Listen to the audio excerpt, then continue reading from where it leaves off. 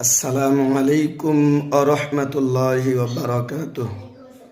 قال النبي صلى الله عليه وسلم إن العبد لا يموت والداه أو أحدهما وأنه لهما الحق فلا يزال يدعو لهما ويستغفر لهما حتى يكتبه الله برا.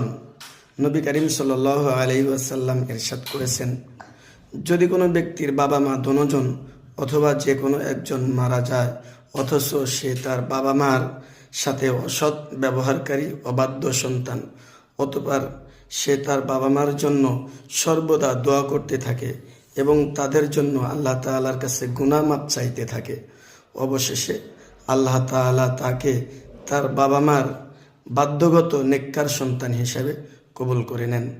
আল্লাহ তাআলা আমাদের সবাইকে বাবা মার বাধ্যগত সন্তান হওয়ার জন্য তৌফিক দান করেন এবং যাদের বাবা মা মৃত্যুবরণ করেছেন তাদের জন্য সর্বদা বেশি বেশি দোয়া করার জন্য তৌফিক দান করেন।